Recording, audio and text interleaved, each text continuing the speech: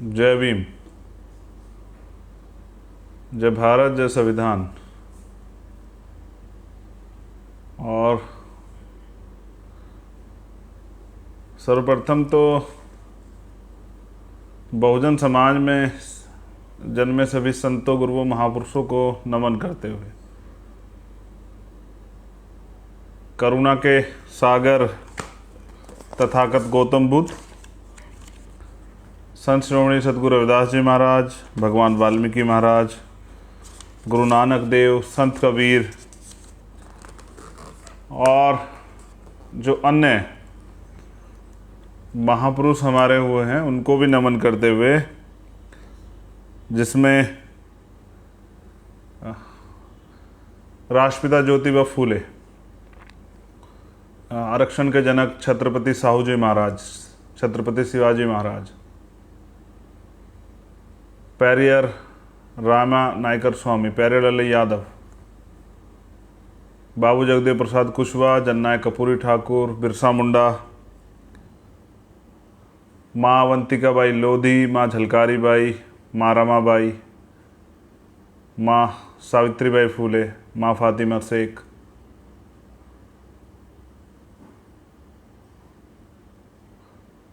और जो अन्य महापुरुष जिन्होंने बहुजन आंदोलन को आगे बढ़ाने का काम किया, मैं उन सबको भी नमन करता हूँ। नमन करता हूँ विश्व रत्न बाबा साहब डॉक्टर भीमराव अंबेडकर जी को,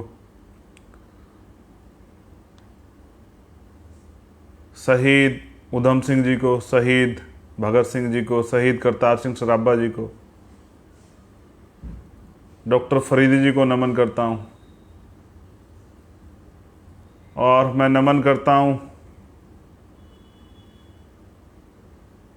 बाबूजी जगजीवन राम जी को। मैं नमन करता हूँ मेरे गुरु, मेरे आदर्श, मेरे रहबर बहुजन नायक, एक संत, एक नायक,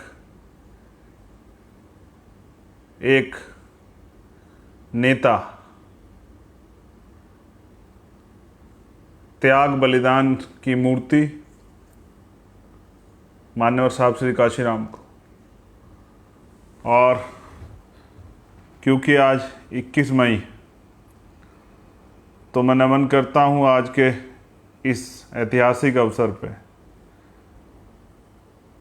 उन तमाम बहुजन समाज के योद्धाओं को, भीम आर्मी के कार्यकर्ताओं को सलाम करता हूँ, पदाधिकारियों को सलाम करता हूँ, सैल्यूट करता हूँ, जय भीम बोलता हूँ। उस आंदोलन में हमारे सभी सहयोगियों को जय भीम बोलता हूँ। सर्वप्रथम तो बीमारी के बाद मैं पहली बार लाइव आया हूँ, तो स्वास्थ्य में सुधार है, लेकिन क्योंकि संकल्प लिया है तो आज अगर तबीयत खराब भी रहती तो भी अपनी बात कहनी थी। तो उस आंदोलन को मजबूत करने वाले हर एक कार्यकर्ता का आभार प्रकट करता हूँ। आज के विशेष दिन बहुत सारी बातें आप लोगों से करनी है और आशा उम्मीद है कि आप स्वस्थ हैं, आपके परिवार में सब मंगल हैं। मैं ये तो समझता हूँ कि बहुत सारे साथियों को इस बीच में हमने खो दिया, जिसमें टीएस विजय जी थे, जो हमारे आईटी सेल के राष्ट्रीय संयोजक थे। इसी बीच में हमारे भीम आर्मी उत्तर प्रदेश के प्रदेश अध्यक्ष, उनके छोटे भाई और भी बहुत सारे साथी जो हैं, जिनके नाम मैं नहीं ले पा रहा हूँ, हमने बहुत सारे साथी खोए हैं इस बीमारी में। तो आप सबकी मंगल कामनाओं की वजह से और गुरुओं, महापुरुष, संतों के आशीर्वाद की वजह से मैं काफ़ी स्वस्थ हूँ और दोबारा से जल्द आपके बीच मैदान में हूँगा। मेरा जय भीम स्वीकार करें। अब मैं कुछ चर्चाएं जो हैं आज के विशेष अवसर पे आप लोगों के बीच करना चाहता हूँ। और कुछ आदर्शवादी महापुरुष और छूट गए हैं, जैसे बिरसा मुंडा और सर छोटू राम, संत गाडगे जी महाराज और बाबू मंगू राम सिंह मंगूवालिया जो पंजाब से थे, उदादेव पासी जी, माता दीन वाल्मीकि जी, गुरु घासीदास जी, ये मान्यवर दीना भाना वाल्मीकि साहब, ये तमाम महापुरुष जो हैं, धन सिंह कोतवाल जी, ये महापुरुष तो एक इतिहास। लेकिन आज क्योंकि विषय कुछ और है, 21 मई एक ऐतिहासिक आंदोलन दिल्ली में हुआ था, मैं उस पर चर्चा करूंगा। लेकिन उस चर्चा की शुरुआत से पहले बस मैं आपके सामने बाबा साहब अम्बेडकर का एक स्टेटमेंट जो है, जो बाबा साहब अम्बेडकर ने खुद दिया, मुझे लगा कि वो आप लोगों के सामने रखना चाहिए। ये मेरा नहीं, बाबा साहब का कथन है और यूपी की धरती पे है, तो मुझे लगा कि इस पे आपसे बात होनी ज़रूरी। ये भाषण है, सभा थी 1956 की, आगरा की, और मैं सभी क्रांतिकारी साथियों से चाहूँगा कि उसको सुने, एक बार उसको सुने, शायद ये आपके काम आ जाए। क्योंकि बुरा ये है कि हमारे लोग कॉपी बहुत ज़्यादा करते हैं, सुनते कम। लेकिन सीखने के दौर में है, तो मुझे आशा उम्मीद है कि आप कल का भविष्य हैं, बहुजन राजनीति का भी, बहुजन इतिहास का भी, बहुजन संघर्ष का भी, बहुजन आंदोलन, बहुजन क्रांति का भी। तो आपसे ही उम्मीदें हैं, तो सीख सीख के आगे बढ़ना है। आपके पास तो सिखाने के लिए कोई है नहीं, तो ये लिटरेचर ही काम आएगा। तो मैं क्योंकि मैं एक एक वर्ड जो है वो पढ़ना चाहता हूँ जो बाबा साहब द्वारा कहा गया, अपनी तरफ से कुछ नहीं कहना चाहता, इसलिए आशा अनुरोध करूँगा कि आप लोग इसको ध्यान से सुने। आगरा की सभा में बाबा साहब अम्बेडकर ने कहा, मुझे पढ़े लिखे लोगों ने धोखा दिया। और ये आपने बहुत बार लोगों के मुंह से सुना होगा। आज मैं ऐसे नौजवान को नहीं खोज पा रहा हूं जो इस तंबू का बंबू बनने के लिए तैयार हो। ये बाबा साहब अम्बेडकर कह रहे हैं कि मुझे मेरे पढ़े लिखे लोगों ने धोखा दिया और आज मैं ऐसे नौजवान को नहीं खोज पा रहा हूं जो इस तंबू का बंबू बनने के लिए तैयार हो। मैं अब बुजुर्ग हो गया हूं, बीमार रहता हूं। अगर कोई नौजवान इस मिशन को आगे बढ़ाने के लिए तैयार होता है तो मैं चैन से मर सकूं। ये बाबा साहब अम्बेडकर ने कहा। बाबा साहब अम्बेडकर नौजवानों पे भरोसा करते थे, उनको लगता था, उनको ये विश्वास था। नौजवानों के लिए मेरा संदेश है, क्योंकि 21 मई की क्रांति में सबसे बड़ा हाथ जो है नौजवानों का था। वो नौजवान जिसके अंदर स्वाभिमान, सम्मान, हक अधिकारों की और लड़ने की आग, जिसके अंदर जोश जुनून है, जो स्वाभिमान सम्मान का जीवन चाहता है, कि जो बाबा साहब अम्बेडकर को जिसने पढ़ा, जो बाबा साहब अम्बेडकर की इन 2 लाइनों को बहुत अच्छी तरह मानता है कि हजारों साल की गुलामी से बेहतर है स्वाभिमान सम्मान के कुछ चंद मिनट या घंटे, जो ये भी मानता है कि इस जीवन में, जैसा मैंने आपको कई बार कहा, कि जीवन जीना कोई बड़ी बात नहीं, बड़ी बात है स्वाभिमान से जीना, सम्मान से जीना, अधिकारों के साथ जीना। और वो ये भी समझता है और दोहराता है खुद से, वो मेरे जैसा, आपके जैसा नौजवान जो हर घर में, जो कहता है कि बाबा साहब अम्बेडकर की उस बात को कि 100 दिन बकरे की तरह जीने से अच्छा एक दिन शेर की तरह जिया जाए। और उन नौजवानों पे बाबा साहब अम्बेडकर क्या कह रहे हैं?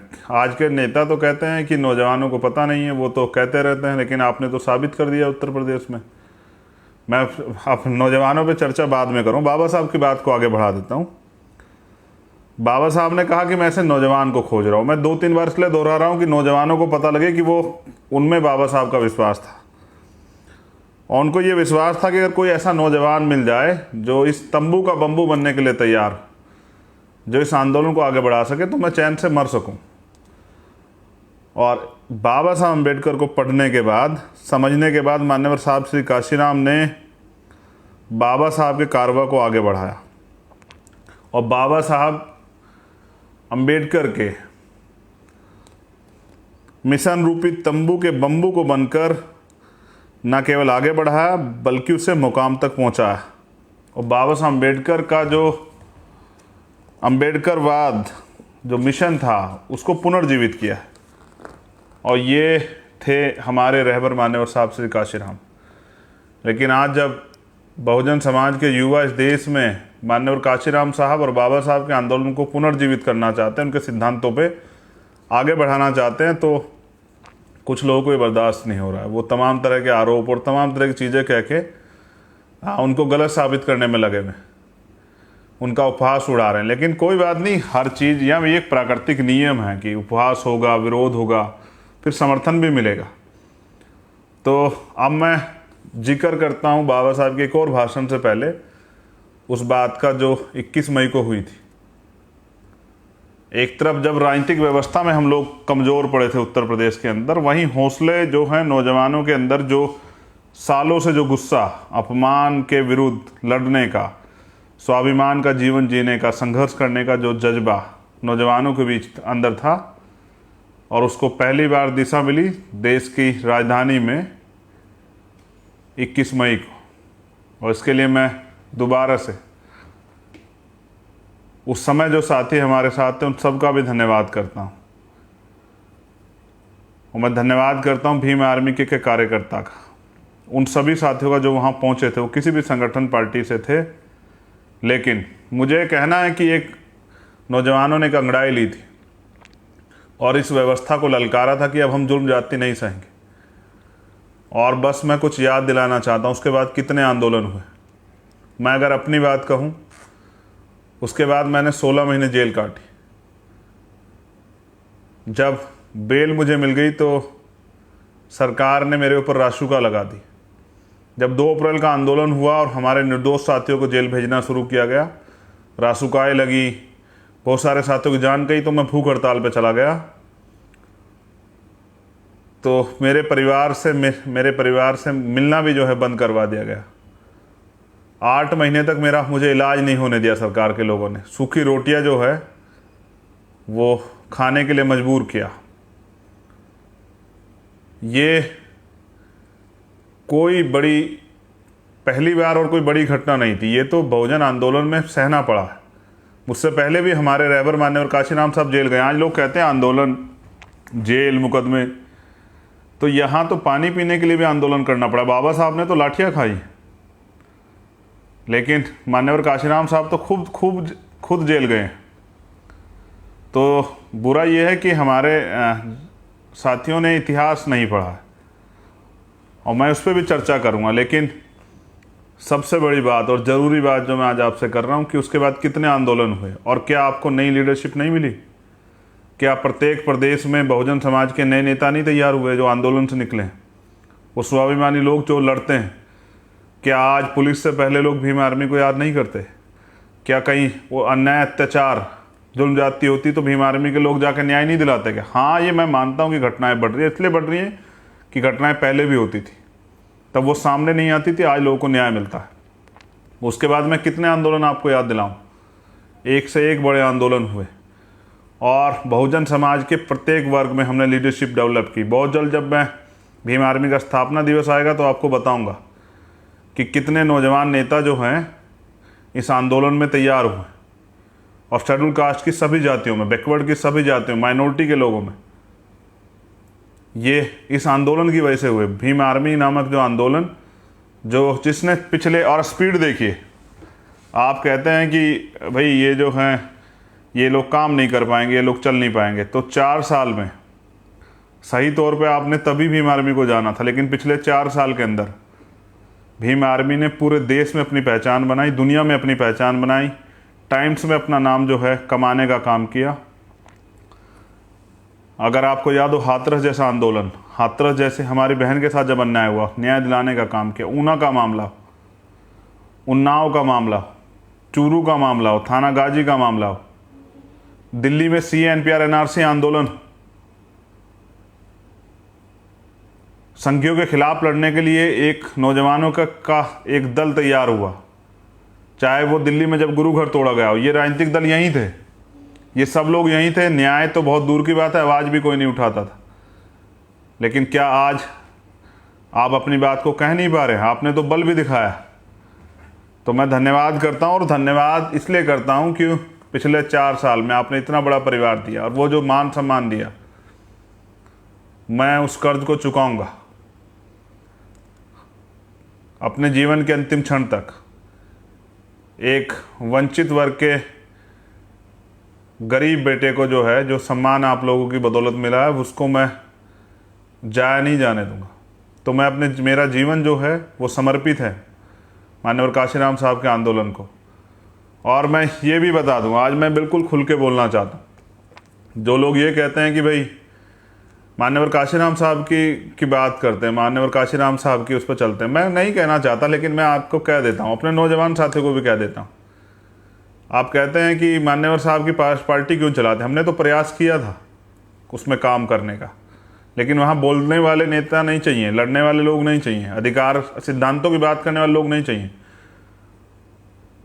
और सबसे बड़ी बात ये, चलिए मैं आपसे पूछता हूँ, मान्यवर काशीराम साहब ने क्यों बनाई बीएसपी? उन्होंने बामसिफ DS4 क्यों बनाया? वो बाबा साहब की RPI को क्यों नहीं लेके चलते रहे?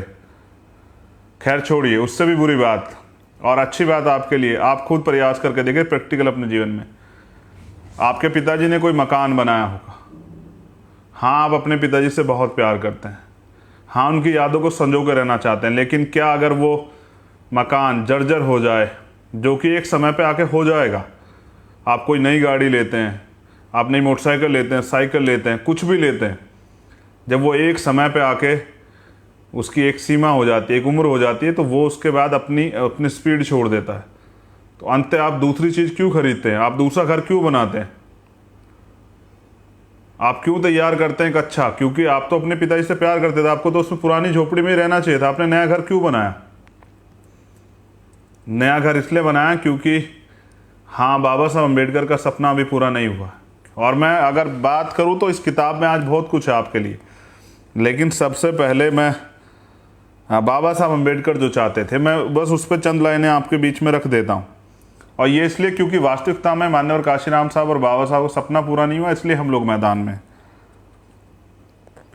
बाबा साहब अम्बेडकर कहते हैं, आप लोग नहीं मानते कौन सी चीज़ मुझे व्यथित कर रही है और मुझे इतना उदास बना देती है।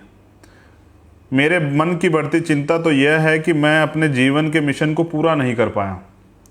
मैं अपने जीते जी अपने लोगों को अन्य समुदाय के साथ बराबरी की हैसियत से राजनीतिक सत्ता की हिस्सेदारी करते हुए एक शासनकर्ता जमात के रूप में देखना चाहता था। मैं बीमारी के कारण अपंग और असहाय हो गया हूँ। मैं जो कुछ हासिल कर पाया वो बहुत कठिनाइयों परेशानियों से कर पाया। बाबा साहब हमें शासक जमात देखना चाहते थे। मैं पूछना चाहता हूँ कि भाई उन आलोचक साथियों से भी, क्योंकि वो मेरे अपने ही लोग, वो किसी कारण से मुझसे नाराज़ हैं। नाराज़ इसलिए हैं कि वो अभी दूसरे घर में, लेकिन मैं आपसे आज पूछना चाहता हूँ, बस मुझे अपने मन से जवाब दीजिए सोच के। बहुत सारे बुद्धिजीवी लोगों को भी शिकायत शिकवा हो सकती है। हाँ, हम अपने काम से जवाब देंगे, बोलने से नहीं, अपने काम को करके और रिजल्ट दे के जवाब देंगे। लेकिन मैं आज आपसे पूछना चाहता हूँ, 2012 में आप लोग उत्तर प्रदेश में किसकी वजह से डाउन हुए? आप 2014 में 0 सीट पे किसकी वजह से आए? आप 2017 में 18-19 सीटों पे किसकी वजह से आए?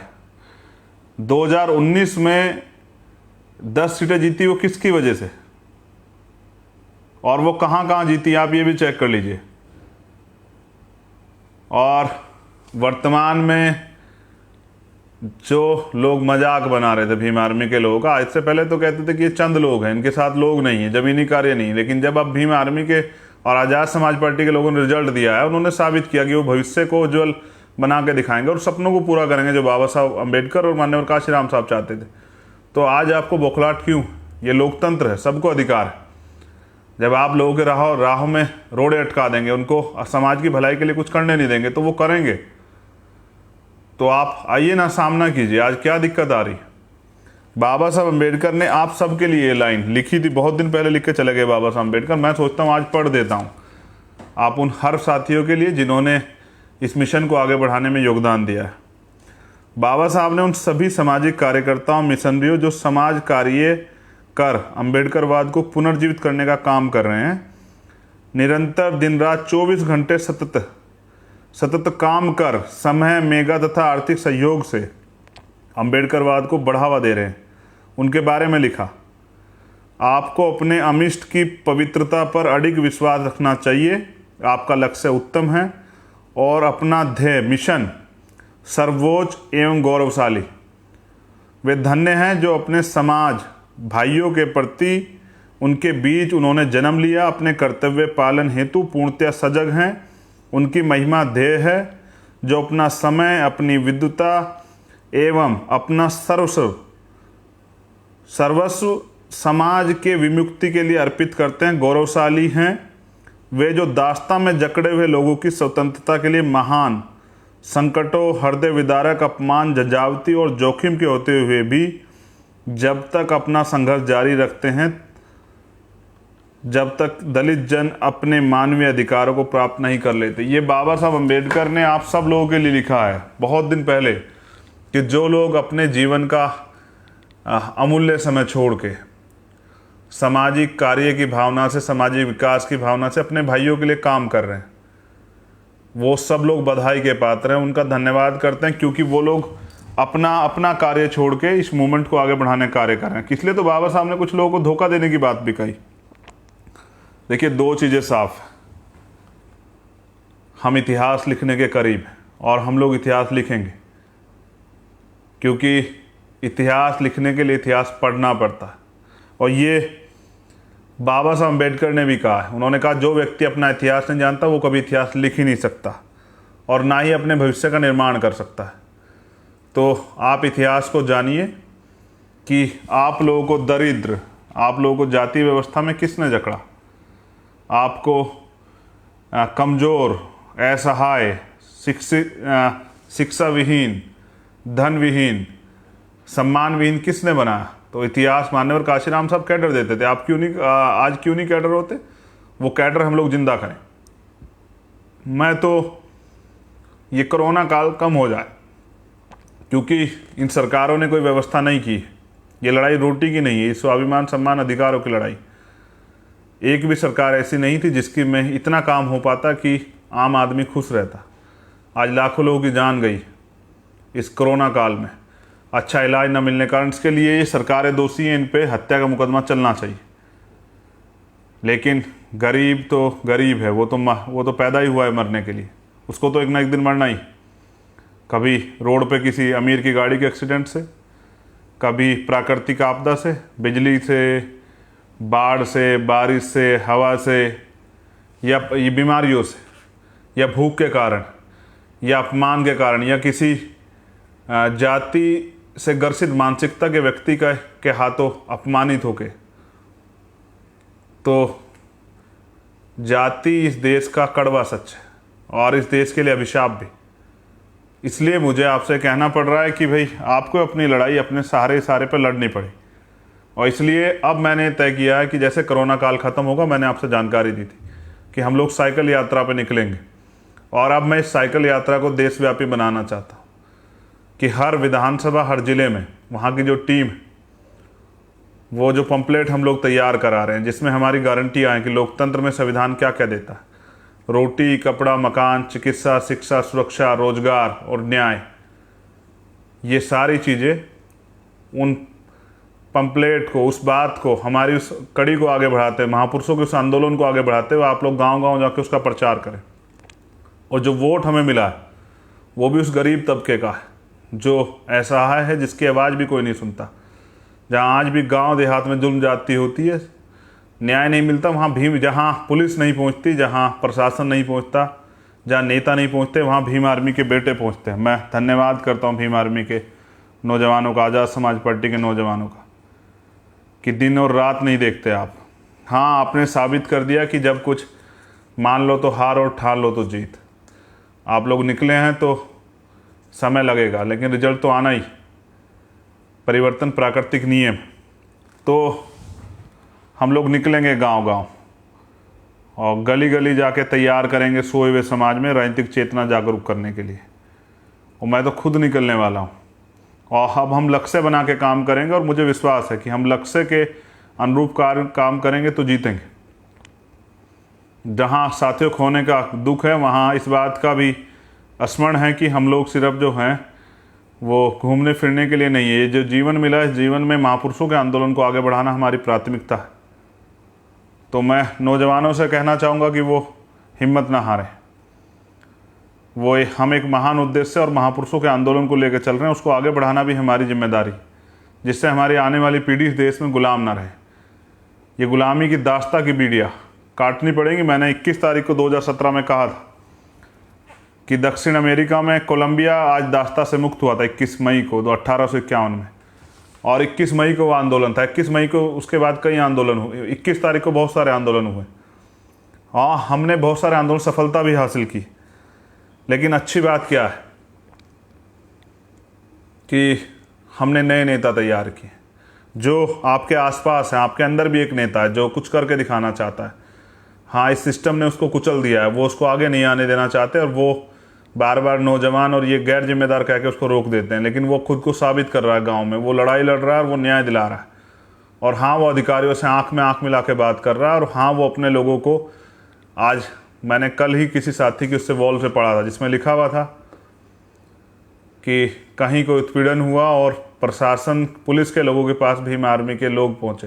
नहीं, वो आम आदमी जिसके साथ हुआ था, और पुलिस रिपोर्ट नहीं लिख रही थी। फिर अंत में उसने कहा कि क्या तो रिपोर्ट लिख लीजिए वरना मैं भीम आर्मी के लोगों को बुलाऊंगा। हाँ, तो उसका जवाब ये था कि आप बेफिक्र रहिए, अभी कुछ ही देर में आपकी रिपोर्ट लिखी जाएगी, भीम आर्मी के लोगों को मत बुलाइए। हाँ, ये छवि आपकी, इसको लोग दबंग छवि भी कहते हैं। नहीं, मगर मुझे लगता है ये सही है, क्योंकि अधिकार मांगने से नहीं मिलते, अधिकार छीनने पड़ते हैं और बहरों को सुनाने के लिए धमाकों की जरूरत पड़ती है। हाँ, हम लोकतांत्रिक हैं, संविधान को मानते हैं, लेकिन कभी कभी आंदोलन भी करने पड़ते हैं जिससे कि बैलेंस बना रहे। जरूरी एटीट्यूड की तो लड़ाई है। आज समाज के अंदर विश्वास पैदा हुआ है कि उनको न्याय मिलेगा, जो कभी नहीं मिलता था। नरसंहार होते थे, हत्याएं होती थी, बलात्कार होते थे, सामाजिक अपमान होता था, सामाजिक बहिष्कार होता था, लेकिन न्याय नहीं मिलता था। आज न्याय मिलता और न्याय आसान हुआ। और इसके लिए भीम आर्मी के लोगों ने मेहनत की है। बड़ी बात यह है कि बहुत सारे लोग भीम आर्मी से जुड़ना चाहते हैं, आज़ाद समाज पार्टी से जुड़ना चाहते हैं।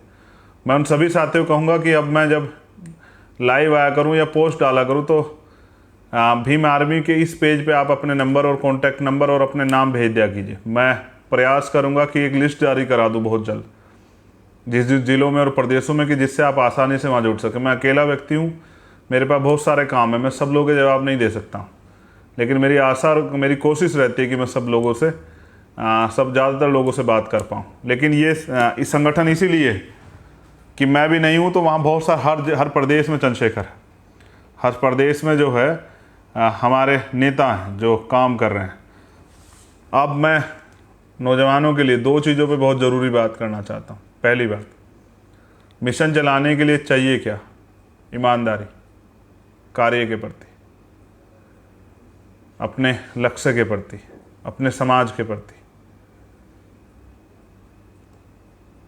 संघर्ष, खूब संघर्ष, हवाई नहीं, ज़मीनी संघर्ष, आम जनता के बीच जुड़ाव, लोगों के बीच जाके उनके दुख सुख को सुनना, वो संघर्ष का हिस्सा है। लोगों को जाके तैयार करना, समझाना। तीसरी बहुत जिम्मेदारी की जो चीज़ है वो है प्रतिज्ञा, संकल्प। और जिसने जब जब प्रतिज्ञा ली है और उसके साथ उतनी मेहनत की है वो आगे बढ़ा। और गुलामी काटने की प्रतिज्ञा ली बाबा साहब अम्बेडकर ने। पाखंडवाद को ख़त्म करने की प्रतिज्ञा ली तथागत बुद्ध ने। पाखंडवाद, झूठ, अंधविश्वास के खिलाफ आंदोलन चलाया संत श्रोमणी सतगुरु रविदास जी महाराज ने, संत कबीरदास जी महाराज ने, गुरु नानक देव ने। और बहुजनों को शासक बनाने की सच्ची प्रतिज्ञा की मान्यवर काशीराम साहब ने। तो वो कहते थे तमन्ना अगर सच्ची हो तो रास्ते हजार होते हैं, तमन्ना अगर झूठी हो तो बहाने हजार होते हैं। तो सच्ची प्रतिज्ञाएं सफलता की तरफ लेके जाती हैं। और सबसे ज़्यादा ज़रूरी है त्याग। बाबा साहब अम्बेडकर चाहते तो किसी देश के प्रधानमंत्री बन जाते, वो चाहते तो विदेश में अपने परिवार के साथ रह लेते, वो चाहते तो बड़े उद्योगपति बन जाते, वो चाहते तो दुनिया के सबसे बेस्ट इंटेलेक्चुअल्स बन जाते। लेकिन उन्होंने चुना क्या? त्याग। और करोड़ों लोगों की गुलामी काटने के लिए अपने बच्चों का, अपने परिवार का, खुद का बलिदान दिया। ऐसा ही त्याग किया मान्यवर काशीराम साहब ने। वो मुख्यमंत्री नहीं बने लेकिन वो बन सकते थे, वो राष्ट्रपति भी बन सकते थे, वो गवर्नर भी बन सकते थे, लेकिन उन्होंने बनाया। और उनके त्याग की वजह से आज वो मान्यवर काशीराम है और हम सब लोग उनको याद करते हैं उनके जाने के बाद। तो ये 4 चीज़ें बहुजन मिशन के लिए सबसे महत्वपूर्ण, और ये आपके जीवन के लिए महत्वपूर्ण है। आप कोई भी काम करना चाहते हैं, 4 चीज़ें आपके पास जरूरी है। और मैं क्यों ना चलाऊं मूवमेंट? जब मान्यवर काशीराम साहब ने कहा कि मुर्दा लोग जो हैं मिशन नहीं चलाते और जिंदा लोग रुकने नहीं देते, जब हम जिंदा कौम हैं, जब हम जुल्म जाति के खिलाफ लड़ सकते हैं, तो क्यों ना चलाएं मिशन? क्यों ना मान्यवर काशीराम साहब का और बाबा साहब का सपना पूरा करें? क्यों ना करोड़ों लोगों के जीवन में बदलाव करें? क्यों ना इस अन्याय, अत्याचार, जुल्म जाति की ज़िंदगी से अपने लोगों को मुक्ति दिलाएं? क्यों ना उनके छिने हुए अधिकार उनको दिलाएं? क्यों ना हर गरीब माँ के आंसू को पूछें? क्यों ना आप हर गरीब बाप के, चाचा ताऊ के, बुजुर्ग के सम्मान की सुरक्षा करें, उनके जीवन को अच्छा बनाएं? क्यों ना हर हम नौजवान को हाथ पकड़ के रोजगार दें, भाईचारा बनाएं, एक अच्छा समाज बनाएं, स्वस्थ समाज। कमज़ोर ताकतवर में कभी समझौता नहीं होता। तो ये जो जानें गई हैं, ये बचाई जा सकती थी अगर बचाने की निष्ठा होती। इस पे मैं बड़ा काम करूँगा। और अगले जिस दिन ये लॉकडाउन खुलेगा, आप विश्वास कीजिए, उसके चंद दिनों बाद उत्तर प्रदेश का माहौल बदलेगा। वंचित वर्ग के लोगों को का विश्वास और मजबूत होगा।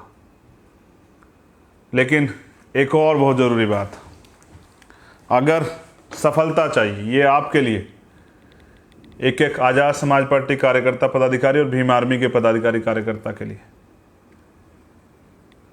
काशीराम साहब कहते थे कि झाड़ू जब तक इकट्ठा रहती है तब तक सफाई करती है, और जब खुद सिक्कों में बढ़ जाती है तो खुद कचरा बन जाती है। तो एकजुट रहोगे, दोस्त दुश्मन की पहचान करके रखोगे, अपने कार्य को आगे बढ़ाते रहोगे, तो जीवित रहोगे, स्वाभिमानी रहोगे और अपनी सफलता की तरफ बढ़ते रहोगे। अगर आपस में मनमुटाव करोगे, टांग खिंचाई करोगे, एक दूसरे को रोकने का काम करोगे, तो कचरा बन जाओगे। फैसला आपको करना है। लेकिन सफल होने के लिए चाहिए खुद से वादा, मेहनत ज़्यादा और मजबूत इरादा। दोबारा दोहरा रहा हूँ, खुद से वादा कि करके दिखाना है, मेहनत ज़्यादा किसी भी कीमत पे करना है, और मजबूत इरादा कि हाँ करना है और बस करना है। तो मैं गौरवान्वित हूँ। मैं तो राजनीति करना भी नहीं चाहता था। मुझे तो नफ़रत थी कुर्ते पजामे वाले लोगों से, क्योंकि वो चुनाव से पहले कुछ और बोलते थे और चुनाव के बाद कुछ और कभी वो चुनाव के बाद ढूंढे भी नहीं मिलते थे।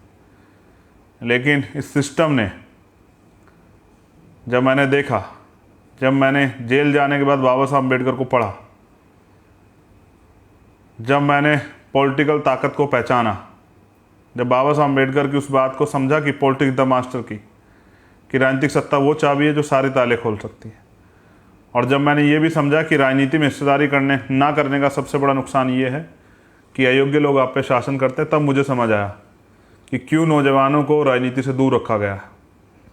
क्योंकि वो परिवर्तन चाहते हैं, और जो लोग मौजूद हैं उनको परिवर्तन से नफरत है। आप अपने आसपास भी चेक कीजिएगा, वो नौजवान किसी पार्टी, किसी दल में हो,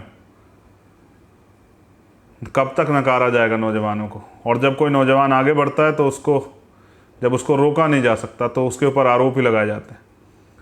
और आरोपों से घबराने की जरूरत नहीं है। अगर आप सच्चे हैं तो आरोपों से ना घबराएं, ना उनका जवाब दें। हाँ, चलते जाएं, आगे बढ़ते जाएं, संघर्ष करें। जो किताबी बातें मैंने आपको बताई, उनको बताने के पीछे एक कारण और भी था, उसको पढ़ने के पीछे, क्योंकि मैं अपनी तरफ से कुछ भी नहीं बोलना चाहता था। मैं वो बोलना चाहता था जो बाबा साहब ने बोला था, क्योंकि बाबा साहब अम्बेडकर कह के गए कि 21वीं सदी हमारी, हम लोग शासक जमात बनेंगे। उन्होंने ऐसा नहीं कहा, उन्होंने ऐसे ही नहीं कह दिया ये बात। वो समझते थे और ये भी समझते थे कि इसको आगे कैसे बढ़ेगा। तो आप चैलेंज स्वीकार कीजिए, जैसे आप आज भी स्वीकार कर रहे थे। चैलेंज लेना सीखिए, उसको पूरा करना सीखिए, उसके लिए मेहनत करना सीखिए। सस्ती लोकप्रियता के चक्कर में मत पड़िए, शॉर्टकट मत अपनाइए, मेहनत कीजिए, गांव-गांव जाके संघर्ष कीजिए। मैं तो आपकी बदौलत हूँ, मुझे तो आपने तैयार किया। मैं ये भी कह देना चाहता हूँ मेरे साथियों कि सूरज पश्चिम से निकल सकता है और पूरब में छिप सकता है। आपने अभी तक सुना होगा कि सूरज पूरब से निकलता है और पश्चिम में छिपता है। मैं आपसे कहना चाहता हूँ कि सूरज पश्चिम से निकल सकता है और पूरब में छिप सकता है, लेकिन चंद्रशेखर आज़ाद ना कभी बिक सकता है, ना कभी झुक सकता है, और ना ही कभी रुक सकता है। मेरी इस बात को नोट कर लें अपने पास। वो नोट नहीं बना जो आपके भाई को खरीद ले, लेकिन इस आंदोलन को आगे बढ़ाना आज समय की ज़रूरत है। अगर आप भारत में अपने वजूद को बचाना चाहते हैं, आप अपने लोगों को लाश बनने से बचाना चाहते हैं, आप अपने लोगों के स्वाभिमान, सम्मान, अधिकार की सुरक्षा करना चाहते हैं, क्योंकि मैंने महसूस किया, मुझे बात आपसे कहनी पड़ेगी, मैंने बहुत सारे लोगों को रोते चिल्लाते चीखते देखा, क्योंकि उनको ऑक्सीजन नहीं मिल पा रही थी, उनको वेंटिलेटर नहीं मिल पाया, उनको बेड नहीं मिल पाया, उनको मेडिसिन नहीं मिल पाई। लेकिन ये हमारी वजह से तो हुआ। अगर बहुजन समाज के लोग, इस देश के SC ST OBC माइनॉरिटी के लोग, मैं इनके लिए इसलिए कह रहा हूँ कि अधिकारों से वंचित यही लोग, हाँ मेरी स्वर्णों से जाति कोई झगड़ा नहीं है, लेकिन मैं अभी जो काम कर रहा हूँ मेरा किसी जाति मजहब से झगड़ा नहीं। मैं तो आर्टिकल 25-26 को मानता हूँ, जो भारतीय संविधान में बाबा साहब अम्बेडकर ने लिखा कि सबको धार्मिक आज़ादी, सब अपने धर्म को माने, मुझे कोई दिक्कत नहीं। लेकिन हाँ, मुझे तकलीफ़ होती जब इंसानियत के धर्म की मजाक उड़ती है। जब उत्तर प्रदेश में लाशें जो हैं वो पानी में तैरती हैं, या उनको कुत्ते नोचते हैं, या ये पूंजीपतियों के अस्पताल पैसे ना मिलने कारण डेड बॉडी नहीं देते। हाँ, मुझे तकलीफ़ होती है जब ये मीडिया पूरे मामले को घुमा के कुछ और दिखाने लग जाता है। हाँ, मुझे तकलीफ़ होती है जब किसी गरीब का, किसी अधिकारी कर्मचारी का जाति की वजह से उत्पीड़न होता है। हाँ, मुझे तकलीफ़ होती है जो पीड़ित है उसको न्याय मिलने की जगह जब उसको जेल भेजा जाता है। हाँ, जब उसको ही सताया जाता है, मुझे तकलीफ़ होती है। बिल्कुल मैं अपनी तकलीफ़ को समझता हूँ और मैं अपनी तकलीफ़ को दूर करना चाहता हूँ। इसलिए मैं चाहता हूँ कि वंचित वर्ग के लोगों के हाथ में शासन सत्ता आए, उनको ताकत मिले। मैं तो बच गया हूँ, लेकिन बहुत सारे लोगों ने जानें खो दी। इसमें हमारे बहुत सारे साथी, उनकी जानों का हिसाब कौन देगा? क्या सुप्रीम कोर्ट और हाई कोर्ट में इतनी ताकत है कि वो मुख्यमंत्री पे मुकदमा करें? क्योंकि जब उत्तर प्रदेश में मेडिकल सुविधाएं, स्वास्थ्य सुविधाओं पे काम होना था, तब मुख्यमंत्री बंगाल में जाके रैलियां कर रहे थे, प्रधानमंत्री, गृह मंत्री रैलियां कर रहे थे। क्या आप देश में होने वाले और कोरोना जो ये कम्युनिटी स्प्रेड हुआ, ये जो देश भर में गांव-गांव में फैल गया, इसकी जिम्मेदारी क्या सुप्रीम कोर्ट, हाई कोर्ट, प्रधानमंत्री और इन मुख्यमंत्री को देंगे? क्या इनको जेल भेजेंगे? नहीं भेजेंगे। ये गुलाम सिस्टम नहीं भेजेगा। इनके लिए आपकी जानों की कीमत नहीं है। अगर होती तो वो जो 2000 से ज़्यादा लाश है 2 या 3 फीट की गहराई में, जिनको कुत्ते नोच रहे हैं, जो आपके मेरे परिवार की है, तो उन पे ये सिस्टम कुछ ना कुछ करता। हाँ, उन पे जवाबदेही मांगता, और हाँ, जिन जो उसके आरोपी थे उन पे कार्रवाई होती। लेकिन नहीं होगी, और होगी इसलिए भी नहीं कि नीति वाले लोग वहाँ हैं ही नहीं। न्याय करने वाले लोग वहाँ हैं ही नहीं, क्योंकि आप वहाँ नहीं। वहाँ किसान नहीं है तो किसानों की बात नहीं होगी, वहाँ नौजवान नहीं है तो नौजवानों की बात नहीं होगी, वहाँ महिलाएं नहीं है तो महिलाओं की बात नहीं होगी।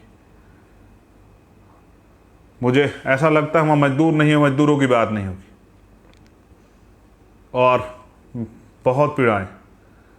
अभी मेरे एक साथी ने मुझसे कहा कि मैला आज भी गांव में ढोया जाता है लोगों द्वारा, और ये बंद होना चाहिए, सुप्रीम कोर्ट का ऑर्डर। मैंने विश्वास दिलाया कि ये हम बंद करेंगे, ये होना चाहिए। कुछ काम सरकार बनने पर करेंगे और कुछ काम बिना सरकार बने आंदोलन से करेंगे। हर चीज़ कुछ कीमत मांगती है। अगर आपको अधिकार चाहिए तो कीमत चुकानी पड़ेगी, सम्मान चाहिए तो कीमत चुकानी पड़ेगी। आप अगर नमक भी चाहेंगे तो उसकी कीमत चुकानी पड़ेगी। लेकिन आप सत्ता चाहते हैं, उसकी बड़ी कीमत चुकानी पड़ेगी। आप गुलामी की बेड़ियाँ काटना चाहते हैं, उसकी बड़ी कीमत चुकानी पड़ेगी। तो मैं उन माँओं को भी आज धन्यवाद करता हूँ जिन्होंने भीम आर्मी के वीर सपूत जो हैं अपने बेटों को इस सामाजिक कार्य में लगाया। मैं उन माँओं को, उन पिताओं को, उन बहनों को, उन तमाम सम्मानित बहुजन समाज के हमारे जो जिम्मेदार लोग हैं उनको आभार धन्यवाद प्रकट करता हूँ। ये बहुजन समाज हमारा परिवार है, भीम आर्मी हमारा परिवार है। तो आप इस परिवार में जो हमारी माएँ, बहनें, छोटे बच्चे, बुजुर्ग, नौजवान साथी, आप सबका मैं आभार प्रकट करता हूँ। लेकिन लड़ाई अभी शुरू हुई, ख़त्म नहीं हुई। मैं प्रधानमंत्री की तरह रोऊंगा नहीं। अगर मैं प्रधानमंत्री होता तो भारत के हालात कुछ और होते। शायद कोई गरीब इलाज ना मिलने के कारण नहीं मरता, शायद किसी को कर्जा ना चुकाने की वजह से आत्महत्या नहीं करनी पड़ती, शायद कोई भूखा पेट जो है नहीं सोता, शायद किसी गरीब पे, शोषित पे अत्याचार नहीं होता। हाँ, बहुत सारे शायद किसी बहन का अपमान नहीं होता। लेकिन मुझे लगता है कि वो दिन दूर नहीं कि जब वंचित वर्ग के लोग इस आंदोलन को आगे बढ़ाएंगे और अपनी हिस्सेदारी तय करेंगे और खुद को शासक बनाना चाहेंगे। आज के लिए बहुत आभार। ये ऐतिहासिक दिन फिर आएंगे आपकी लाइफ में, लेकिन आप तय करें कि कब तक आप लाशों पर रोते रहेंगे या इस परेशानी को, इस जो ये परेशानियों से भरी ज़िंदगी, इससे मुक्ति चाहते हैं, इस सिस्टम को ठीक करना चाहते हैं। वो कहते थे ना काशीराम साहब, जो सरकार निकम्मी हो सरकार बदलनी है। तो निकम्मे लोगों को बदल के अच्छे लोगों को बनाना पड़ेगा। मुझे विश्वास है कि इस लड़ाई में आप मेरा साथ देंगे। अपनी ताकत को इकट्ठा कीजिए। और एसी के रूम से में बैठ के काम नहीं चलेगा नौजवान साथियों।